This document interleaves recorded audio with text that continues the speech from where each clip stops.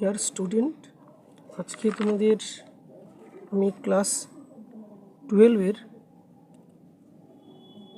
Chapter নম্বর 3 বিগত বছরগুলিতে যে সমস্ত প্রশ্ন এসছে সেইগুলি আলোচনা করব এবং পরবর্তীকালে আমি একটা ফাইনাল সাজেশন আমি তোমাদের শর্ট কোশ্চেনের উপর দেব। তা এখন চ্যাপ্টার 3 থেকে এইচএসএ এক্সামে যতগুলো শর্ট কোশ্চেন এসছে সেইগুলো আমরা দেখব।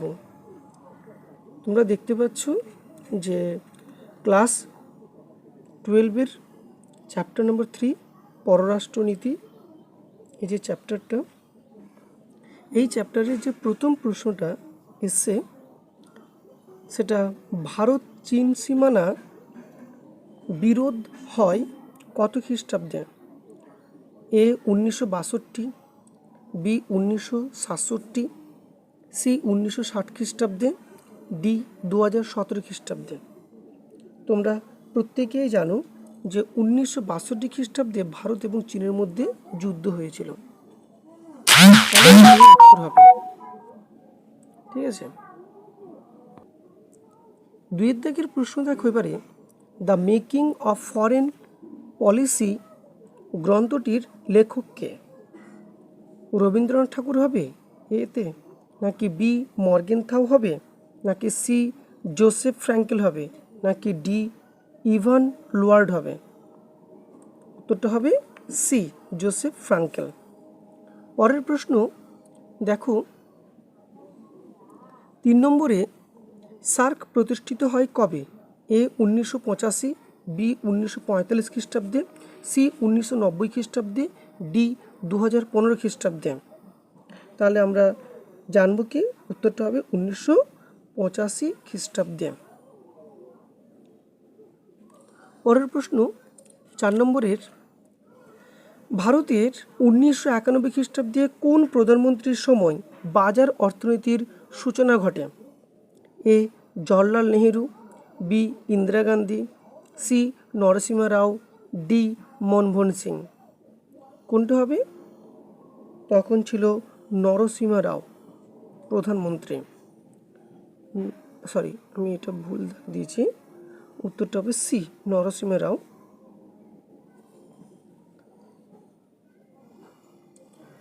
পরের প্রশ্ন, ভারতে পররাষ্ট্রনীতির একটি অভিনব বৈশিষ্ট্য হল ব্যবসার প্রসার ঘটানো, নাকি অন্য রাষ্ট্রকে অধীনে আনা, নাকি সি দাগের পঞ্চশীল নীতির অনুসরণ, ডি এদের কোনোটাই নয়? কোনটা হবে উত্তর? অন্য রাষ্ট্রের অধীনে আনা মানে পঞ্চশীল নীতির অনুসরণ, কোনটা হবে? অবশ্যই পঞ্চশীল নীতির অনুসরণ। বুঝতে পেরেছো বন্ধুরা, স্টুডেন্টরা? যাই হোক, 6, ভারত পাক সিমলা চুক্তি সম্পাদিত হয়েছিল কত খ্রিস্টাব্দে? 1965 খ্রিস্টাব্দে, 1978 খ্রিস্টাব্দে, 1972 খ্রিস্টাব্দে, 1975 খ্রিস্টাব্দে। সিমলা চুক্তি হয়েছিল কবে? 1972 খ্রিস্টাব্দে। উত্তরটা হবে সি 1972 খ্রিস্টাব্দে। পরের প্রশ্ন, পঞ্চশীল চুক্তি স্বাক্ষরিত হয় কোন দেশগুলির মধ্যে? ভারত ও বাংলাদেশের মধ্যে, ভারত ও চীনের মধ্যে, নাকি ভারত ও রাশিয়ার মধ্যে, নাকি ভারত ও চীনের মধ্যে? এর মধ্যে কোনটা হবে? পঞ্চশীল নীতির চুক্তি স্বাক্ষরিত হয়েছিল ডি ভারত ও চীনের মধ্যে। পরের প্রশ্ন,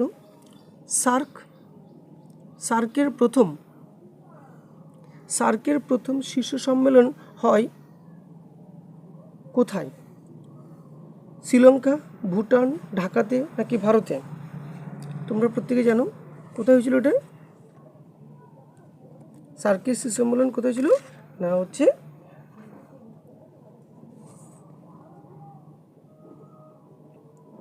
ঢাকাতে। আচ্ছা, বর্তমানে সার্কের সদস্য সংখ্যা কত? A 7, B 8, C 9, D 10। কোনটা হবে? B 8। ওকে, পরের প্রশ্ন আমরা চলে যাব 10-এ। পররাষ্ট্রনীতি মূল এই যে পররাষ্ট্রনীতির দূরপাল্লার লক্ষ্য কাকে বলে? এটা কিন্তু এসিকিউ। এমন কোনো পরিকল্পনা যা বিশ্ব ব্যবস্থার পুনর্গঠনের জন্য সচেষ্ট হয়, তাই হলো পররাষ্ট্রনীতির দূরপাল্লার লক্ষ্য। পরের প্রশ্ন, ভারতের বিদেশ নীতির প্রধান স্তম্ভ কী? ভারতের বিদেশ নীতির প্রধান স্তম্ভ হলো জোট নিরপেক্ষতা। 12 দাগের, গুজরাল নীতি কার সৃষ্টি? ভারতের প্রধানমন্ত্রী আই.কে. গুজরালের সৃষ্টি। ইনি কিন্তু এক্স প্রধানমন্ত্রী, ঠিক আছে। স্টুডেন্টদের বলছি, তোমরা অবশ্যই আমার চ্যানেলটা সাবস্ক্রাইব করতে পারো, আর সঙ্গে লাইক আর শেয়ার করে দেবে অন্যান্য স্টুডেন্টদেরকে। 13 দাগের প্রশ্নটা, সিটিবিটি কি? সার্বিক পারমাণবিক অস্ত্র পরীক্ষা রোধ করার উদ্দেশ্যে সিটিবিটি চুক্তি করা হয়। এর full form comprehensive nuclear test ban ট্রিটি। পরের প্রশ্ন দেখো, ব্রিক্স BRICS ব্রিক্স কি? Brazil, Russia, B for Brazil, R for Russia, I for India, C for চীন, S ফর সাউথ আফ্রিকা। এই 5টি দেশের সংগঠন। 15 নম্বর, G77 বলতে কি বোঝো? G77 হলো জোট নিরপেক্ষ দেশগুলির সম্মিলিত অর্থনৈতিক স্বার্থ পূরণের জন্য 1964 খ্রিস্টাব্দে 15 জুন গঠিত একটি সংগঠন। এই সংস্থাটি ঐক্যবদ্ধভাবে অর্থনৈতিক স্বার্থ পূরণের জন্য প্রচেষ্টা চালায়। 16 দাগের, NPT এর পুরো নাম কি বা পুরো কথা কি? N for nuclear, P for nuclear non, P for হচ্ছে নন প্রলিফারেশন, আর T ফর ট্রিটি। 17, সার্কের সদস্য দেশগুলির নাম কি? সার্কের সদস্য দেশগুলির নাম কী হবে? দেখো, সেগুলো হচ্ছে 8টি দেশ বললাম, সেগুলো হচ্ছে ভারত, পাকিস্তান, শ্রীলঙ্কা, বাংলাদেশ, নেপাল, তারপর হচ্ছে ভুটান, মালদ্বীপ, আর হচ্ছে আফগানিস্তান। বুঝতে পেরেছ? ওকে, পরেরটা দেখো যে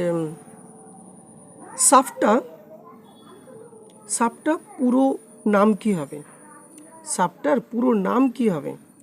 না, south Atlantic, south Asian preferential trading arrangement. তাহলে আবার বলছি, south Asian preferential trading arrangement.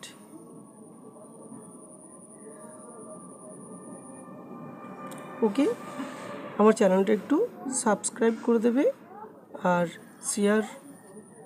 বন্ধুদের মধ্যে শেয়ার করে দেবে, আর একটা লাইক, যদি পছন্দ হয় তাহলে লাইক করবে অবশ্যই।